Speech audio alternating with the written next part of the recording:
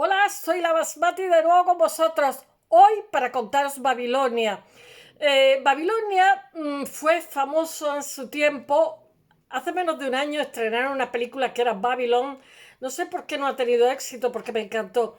Porque de alguna forma los judíos la describen como una ciudad de depravación. Y me parece que es Jeremías, los profetas, que se puso en la puerta a decir arrepentíos. Porque Babilonia era muy juerguista.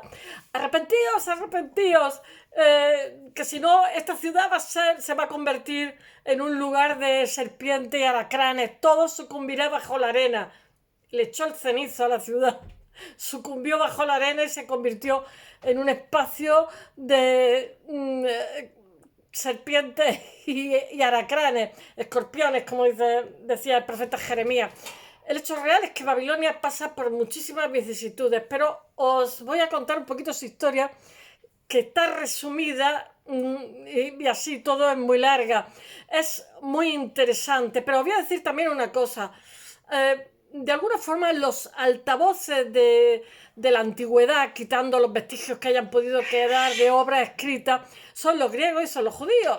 Claro, entonces hay que pensar que los judíos en el siglo 500 años antes de nuestra era cristiana fueron esclavizados, conquistados, en teoría le destrozaron el gran, sobre la roca, el gran templo de Salomón. Pero por lo visto no se han encontrado, los arqueólogos no han encontrado ningún vestigio de que allí hubiera un templo. Y en estos momentos está la gran mezquita sobre lo que se supone que era el antiguo templo de Salomón. Ya sabéis que los templarios se llaman templarios porque ellos estaban, me parece que era en el palacio de Balduino II, cuando estaban con los de Jerusalén y tal, tenían su sede ahí. Balduino II, me parece que era de Bélgica, y que se lo cedió a los templarios, que eran los monjes guerreros, los pobrecillos que fueron acribillados por motivos políticos.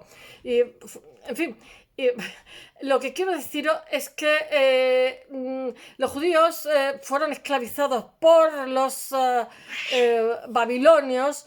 Muchísimas de sus costumbres y sus cosas las aprendieron de ellos. Costumbres más que costumbres, sí, fueron influidos en la Biblia, pero sobre todo los meses del año, también la historia de José. Ellos incorporaron, como no, incorporaron bastante de esta cultura, que era una cultura esplendorosa en su momento. Y claro, ellos no podían, fueron esclavizados y luego fueron devueltos al paso de los años. Ellos no podían, me parece que los meses también están en antiguo babilonio, ellos no podían hablar bien. Y después otro, digamos, el otro altavoz que nos cuenta Babilonia, me parece que es Diodoro. Y claro, eran los judíos o los griegos. Y entonces, claro, está un poquito sesgada la información. Y a partir de ahí quiero que lo entendáis. Hoy, pues, digamos, los restos arqueológicos han arrojado, los restos arqueológicos que son a partir del siglo XVIII, porque lo mismo que Egipto está estudiadísimo, esta zona no tanto, a partir del siglo XVIII y el XIX empieza, digamos, a haber viajeros extranjeros y empiezan a interesarse, pero yo creo que hasta finales del siglo XIX y quizás a principios del XX esto no empieza a ser estudiado con rigor arqueológicamente, porque y entonces pues tener en cuenta que son estudios relativamente recientes, que son especialidades relativamente recientes y que, bueno, todavía hay mucho por averiguar. Bueno, Babilonia fue famosa en su tiempo por ser un gran centro intelectual, cultural y religioso. También dicen malas lenguas que la de los judíos por ser centro de perdición. Pero bueno, Babilonia es mucho más que eso, está el Sigurat. Ya veréis cómo hay una confusión en Babilón, porque resulta que significa, en hebreo antiguo significa la misma raíz de confusión, pero para ellos Babilonia en su lengua significa la puerta de los dioses. Es conocida por su descripción en la Biblia como ciudad de muchísimo pecado. Jeremías, que le echó el malfario. Bueno, de pecado y de depravación. Pero bueno. Yo me lo veo ahí con la shofar, ¿cómo se llama?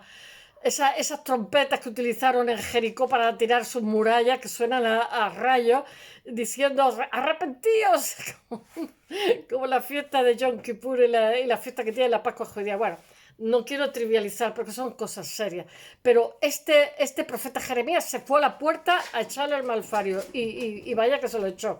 La historia de la Torre de Babel, me parece que se decía Baal, está descrita en el Génesis 11, 1:9.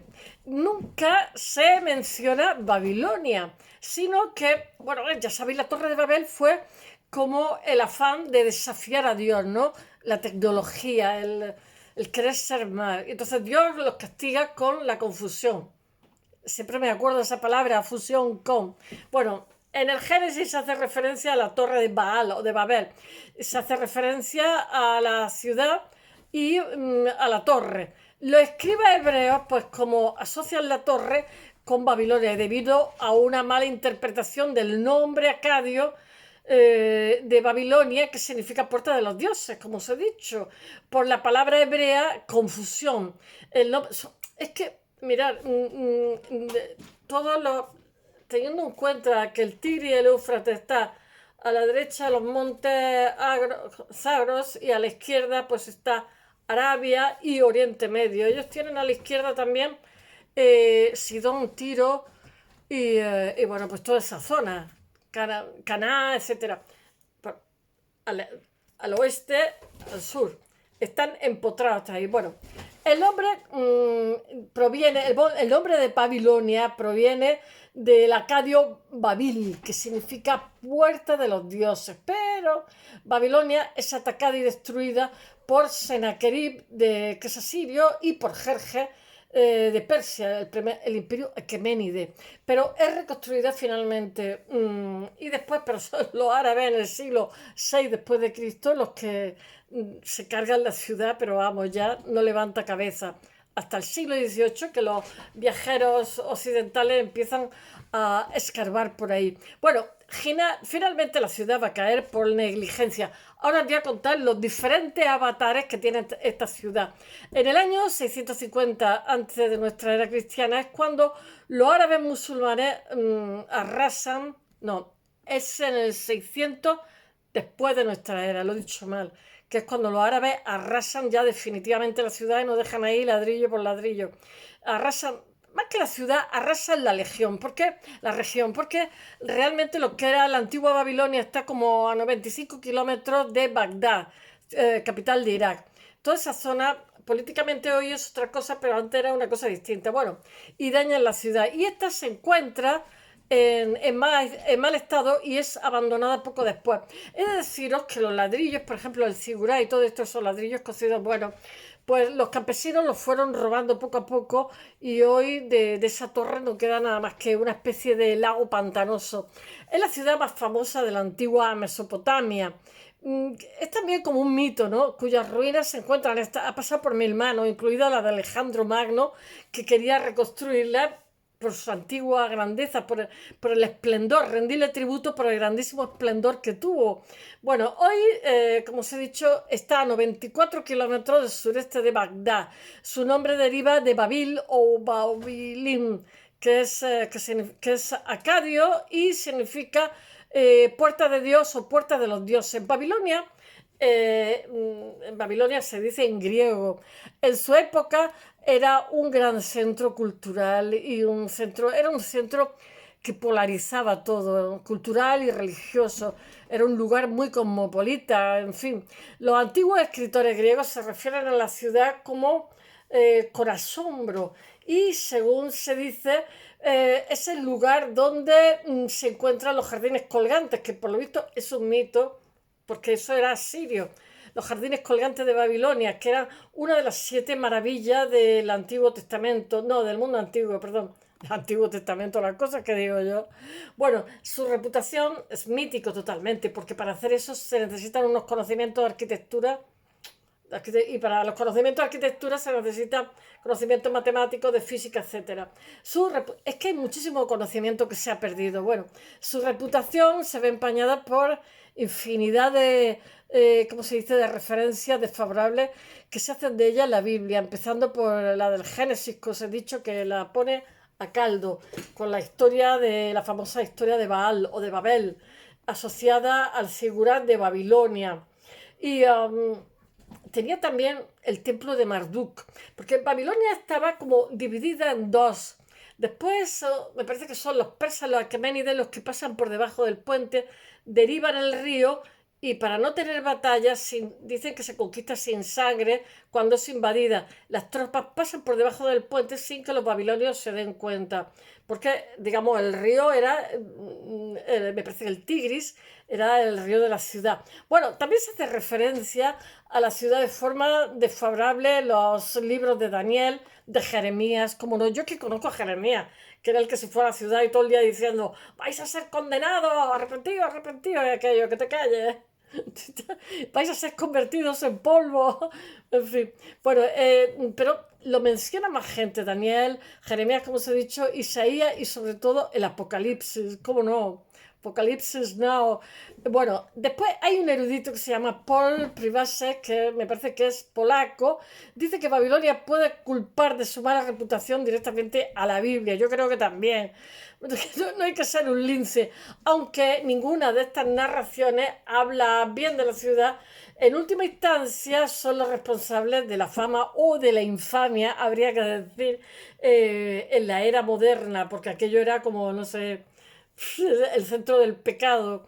Y bueno, lo que lleva a su redescubrimiento por el arqueólogo alemán Robert Koldewey, que yo os he hablado ya de él y seguiré hablando, porque además fue un arqueólogo que introdujo, como si dijéramos, la disciplina moderna de la arqueología al utilizar el pincel, al utilizar ingeniero, a utilizar catas, al racionalizar, o sea, al no meter el pico y la pala antes que otra cosa.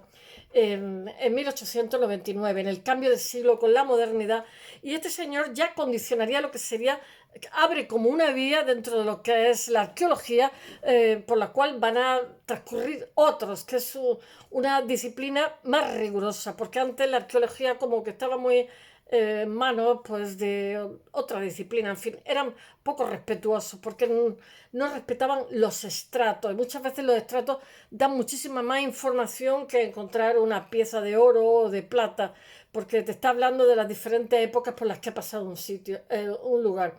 Bueno, Babilonia se funda en algún momento antes del reinado de Sargón, de Acab el Grande, que Sargón fue como una especie de Alejandro Magno en su momento. O sea, entre el 2000, me parece que reina entre 2334 y 2279, o sea, 2 siglos y pico antes de nuestra era, hace 4000 y pico años, 4200, 4300 años. Y parece haber sido una ciudad portuaria menor en el río Éufrates hasta el ascenso de Hammurabi, quien reina entre 1792 y 1750 a.C. y convierte la capital en un esplendor, en un imperio babilónico, como tenía que ser. Tras la muerte de Hammurabi se descompone todo, su imperio se desmorona, se desmembra rápidamente. La ciudad es saqueada por los hititas, el reino de Ita, que lo adoro. Y me parece que después están también los casitas, me parece. Bueno, en el año 1595, antes de nuestra era, y luego es tomada por los casitas, lo sabía. Y me parece que luego vuelve, no lo sé, a los sumerios, no estoy segura, que la rebautizan por Caradushan, Caraduniash, y es gobernada brevemente por los caldeos entre el siglo IX, en el siglo IX a.C., cuyo nombre se convierte en sinónimo de babilonios para los escritores griegos posteriores, sobre todo Herodoto, que va a hablar muchísimo de esta ciudad, y los escribas bíblicos, y luego es controlada por el imperio neobabilonio, que es, no, neoasirio, que es del 912 al 612. Me parece que van a ser los persas, no lo sé, en el 500. Antes de ser tomada, es verdad, por Nabopolassar, que es Aqueménides, de 626 a 605 a.C. ¿Qué puedo decir? Que se hace otro imperio neobabilónico. Ese es el que coge a los judíos y los esclaviza, claro. Echaron la cruz. Después los vuelven a casa. Ese es el que se supone que se carga el gran, ¿cómo se llama? El gran templo de Salomón.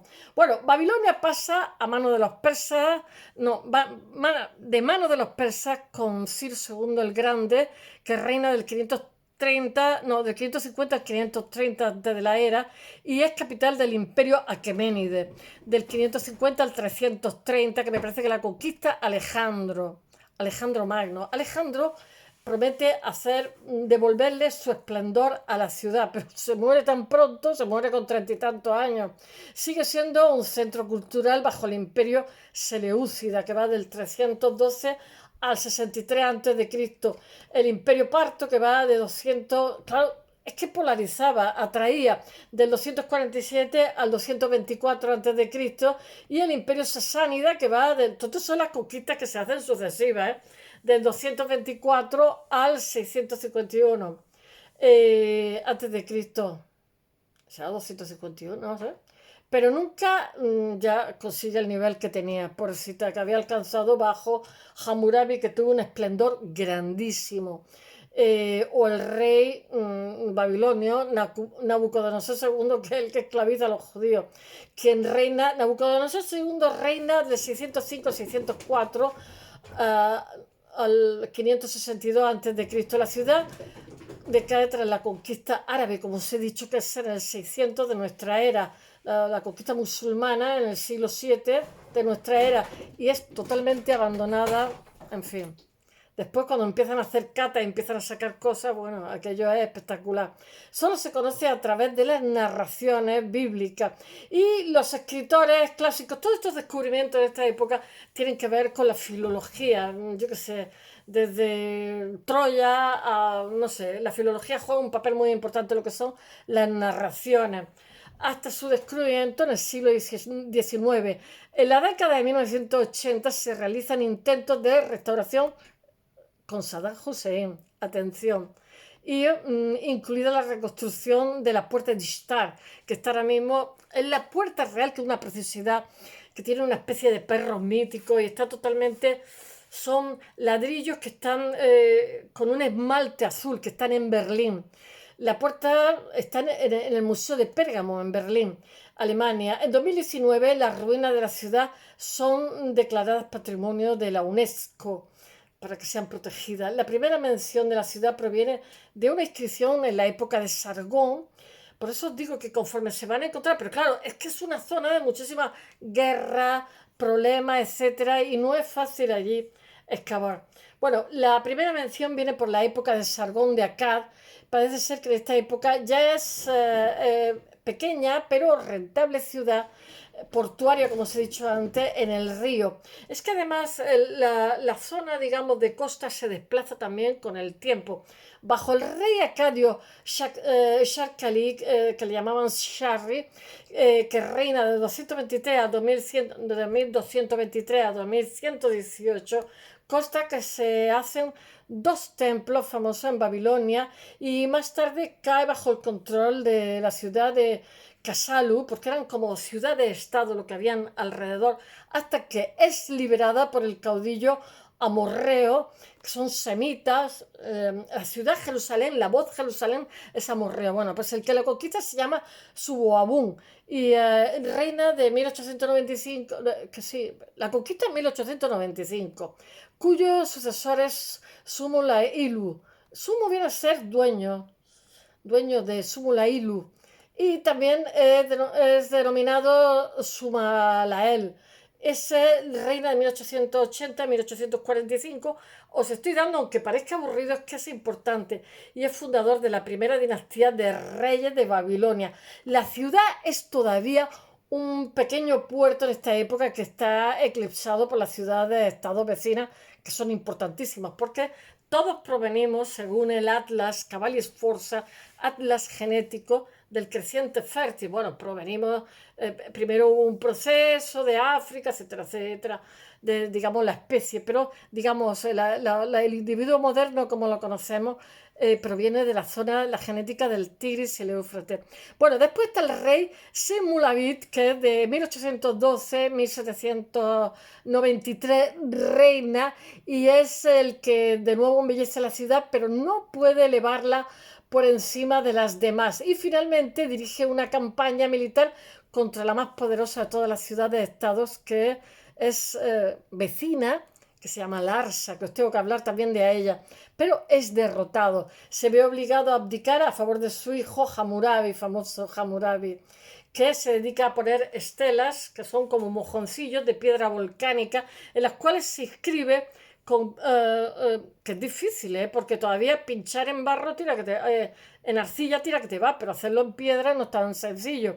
Entonces, este código lo que quiere, digamos, es que no haya disputas en el reino, y que se somete discretamente a la ley de Larsa y se dedica a reforzar las murallas de Babilonia y crea varias líneas de muralla y embellece la ciudad mientras en secreto hace un ejército y lo entrena. Cuando Larsa le pide que le suministre tropas para rechazar a los elamitas, porque estaban continuamente sometidos a pueblos nómadas que atacaban las ciudades, y entonces Larsa le pide por favor que le deje tropas para rechazar a los elamitas invasores. Hammurabi lo que hace es accede, le presta tropas, pero si bien la región está asegurada, toma las ciudades de Isin, Uruk y Larsa. Os tengo que hablar de todas ellas, Uruk.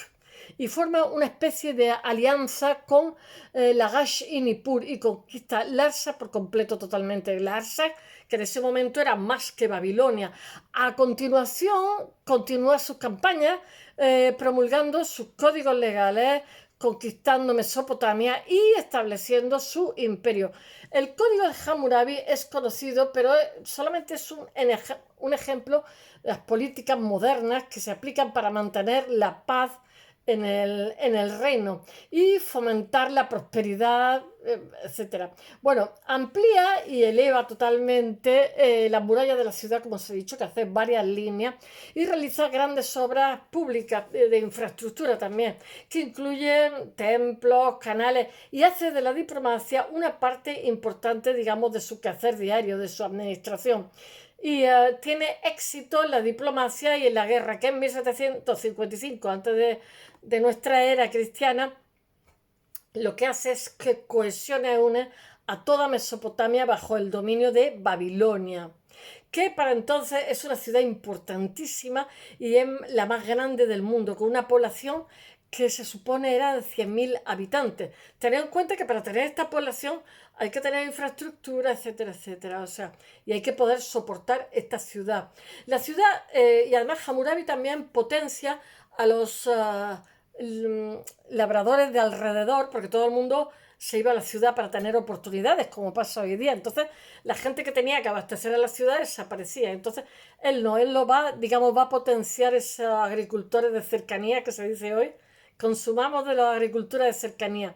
La ciudad es tan poderosa y famosa que después de las conquistas de Hammurabi, que todo el sur de Mesopotamia pasa a llamarse Babilonia, que es por lo que fue tan popular. Tras la muerte de Hammurabi, como os he dicho, se descompone totalmente el imperio y se desmembra y Babilonia disminuye de tamaño, alcanza hasta que Babilonia es saqueada por los hititas, por el reino de Hita en 1595 antes de nuestra era. Los casitas que eran muy aguerridos, pero aunque tienen mala prensa, sin embargo le dieron muchísima estabilidad a Babilonia. Siguen a los hititas y rebautizan la ciudad con el nombre, me parece que son semitas también, Karadunish, Karaduniash. Y en algún momento, entre los siglos XIV y XI, o sea, 300 años antes de nuestra era, se construye el gran sigurat famoso que sale en la Biblia, que después Dios lo castiga a la gente que lo está construyendo y habla en diferentes lenguas, que posteriormente es lo que se asocia con lo que llamamos la Torre de Babel. Se cree que esta conexión se hace debido a una mala interpretación de un juego de palabras, porque el acadio, Babil, significa puerta de los dioses. Sin embargo, para el hebreo, Babel es una confusión. Entonces, posiblemente esa palabra que asociaron los escribas, bueno, en la historia del Génesis, el pueblo espera hacerse conocido para ser recordado después de la muerte y por ello comienza a construir una gran torre para alcanzar el cielo. Es un desafío a Dios, la tecnología del hombre. Y bueno, Dios se enfada y por ello, ya que le preocupa que si se permite que el pueblo alcance su objetivo, pues se vea capacitado para hacer más cosas y estará por encima de Dios. Entonces Dios lo castiga contra los demás y entonces altera así el orden natural. ¡Bah! Menuda connotaciones ideológicas tiene esa fábula. Por lo tanto, decreta que hay que ser obediente y pasivo. Por lo tanto, decreta que se confundan sus lenguas y, como no puede entenderse, la torre queda sin terminar. Samuel Noel Kramer, del cual os he hablado antes, que es un erudito, dice que explica la historia como un intento de explicar los numerosos zigurat que había incluidos el de Babilonia, había bastantes. Hoy día lo que pasa es que esos ladrillos se reciclaron, como os he dicho, porque eran ladrillos cocidos y entonces lo que hicieron los labradores cuando todo esto vino a menos es robarlos para hacer sus casas. Es decir, es muy habitual que se reciclen este tipo lo mismo que se reciclan columnas, no hay que ver nada más que la noria de Estambul, que son todas columnas recicladas de todos los tiempos, yo creo. Bueno, que ha sido encontrado en ruinas y vistos por los escribas hebreos o descritos por ellos, o descritos a ellos. Bueno, los sumerios están allí de nuevo otra vez entre 293 y 294. Los asirios siguen, ya veis que están continuamente siendo invadidas por unos por otros, pero que estamos hablando de cientos y miles de años. Los asirios siguen a los casitas en el dominio de la región bajo el reinado de Sennacherib, que va del 705 al 681. Babilonia se rebela continuamente y tiene unas represiones muy sangrientas. Sennacherib pierde la paciencia y arrasa la ciudad en el año 689. Yo todo esto me acuerdo de cuando era pequeña, me aprendía los nombres, Sennacherib. Y hace que la ciudad sea saqueada y arrasada y que las ruinas se esparzan como lección para que aprendan lo que es bueno. Bueno, sus medidas extremas son consideradas impías por el pueblo en general.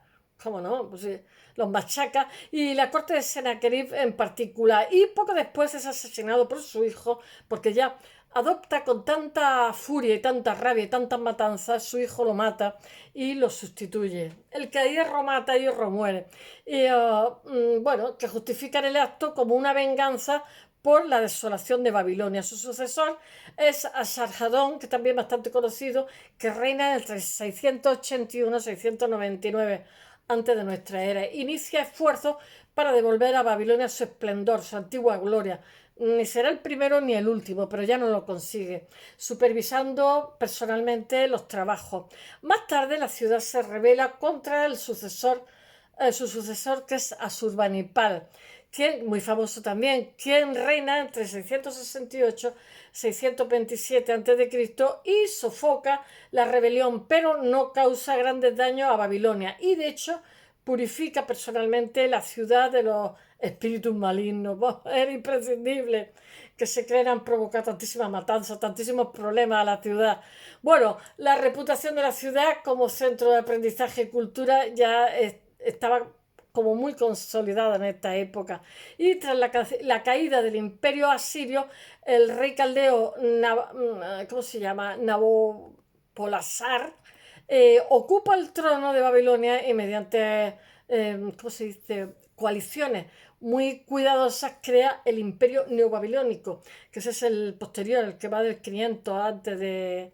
Su hijo es Nabucodonosor, Nabucco, como la ópera, y Nabucodonosor II, que renueva totalmente la ciudad, al modo que cubre 900 hectáreas de terreno y cuenta con algunas de las estructuras más bellas e interesantes de toda Mesopotamia. todos los escritores antiguos mencionan la ciudad como no de Babilonia, salvo los escribas bíblicos, no la ponen bien, pues claro, porque fueran esclavizados por ellos, y se refieren a ella como con asombro para describir el gran sigurat de Temenaki, que es súper famoso. Ay, estoy sudando y todo. Es el fundamento del cielo y la tierra.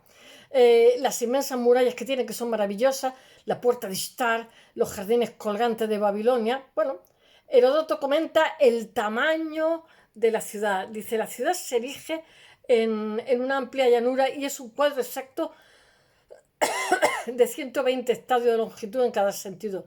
De modo que el circuito completo es de 480 estadios. Si bien su tamaño es tal, no hay otra ciudad que se acerque en magnificencia. Está rodeado en primer lugar por un foso amplio. No sabemos si Heródoto llegó a ir o se lo habían contado. Está rodeado de un foso amplio y profundo lleno de agua, detrás de lo cual se levanta una muralla de 50 codos reales de ancho y 200 de alto.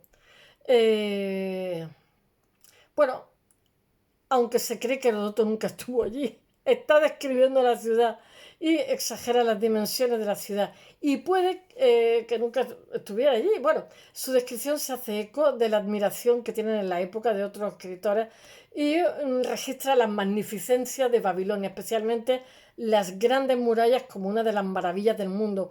Es en este periodo neobabilónico, bajo el reinado de Nabucodonosor II, cuando que también ve el comienzo del cautiverio babilónico de los judíos, cuando, como os he contado como 7 veces ya, cuando se dice que se construyen los jardines colgantes, que es una falacia, pero bueno, de Babilonia, y la famosa puerta de Ishtar. Los jardines colgantes, bueno, hay una narración, no sabemos si sí o si no. Los jardines colgantes se describen más explícitamente en el paisaje de Diodoro de Sículo, entre el 90 y el 30 antes de Cristo, en su obra Biblioteca Histórica, libro primero. La Acrópolis, que es el jardín colgante, como se le llama, no es construido por Semíramis, sino por un rey sirio posterior para complacer a su amante, que era persa, una de sus concubinas, que era la preferida, pues siendo persa y añorando las praderas de su montaña, le pide al rey que por favor imite mediante el artificio de un jardín plantado y paisajes distintos de Persia. Bueno, en el blog os he puesto una descripción que hace Diodoro y se refiere a la reina semítica Semíramis, basada en la reina siria Samur-Ramat, que está entre el 811 y el 806 a.C. Su referencia a un rey sirio posterior sigue la tendencia de Heródoto de referirse a Mesopotamia como Asiria.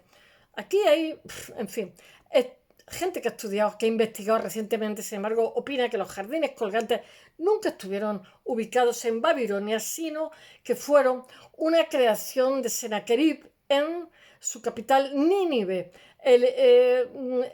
Christopher Scarre dice, el palacio de Sennacherib en Nínive tenía todos los aditamentos habituales de una residencia siria importante, figuras guardianas colosales, el relieve de piedra impresionante, tallado en más de 200 losas esculpidas en 71 habitaciones.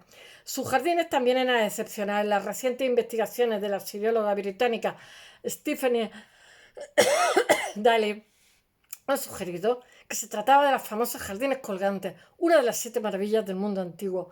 Escritores posteriores sitúan los jardines colgantes en Babilonia, pero la investigación exhaustiva no ha podido encontrar ningún rastro de ningún jardín colgante en Babilonia. El orgulloso relato de Sennacherib sobre los jardines del palacio que creó en Nínive coincide con el de los jardines colgantes en varios detalles significativos. Si los jardines colgantes estaban en Babilonia, habrían formado parte del complejo de la ciudad, central de la ciudad, y no hay nada. El río Éufrates divide la ciudad en dos, una antigua y una nueva, con el templo de Marduk y el gran Sigurat en la nueva zona, donde muy probablemente estarían también los jardines colgantes, y no se han encontrado vestigios. Las calles y avenidas habían sido ensanchadas por la Asharadón para acomodar mejor a la procesión anual que se hacía con la estatua del gran dios Marduk en el viaje desde su templo hasta la ciudad, desde la ciudad natal hasta la ciudad del templo, en la festividad que se hacía del Año Nuevo, fuera de la puerta de Ishtar, y estas fueron mejoradas aún más, las puertas de Ishtar, por Nabucodonosor II en el 500 y pico. Bueno, el imperio neobabilonio continúa después de la muerte de Nabucodonosor y Babilonia sigue siendo una ciudad importantísima bajo el mandato de Nabodio, que va del 559 al 539, conocido como el primer arqueólogo por sus esfuerzos de restauración de sitios antiguos, de devolverle el esplendor a esa ciudad tan importante como el Zigurat de Ur.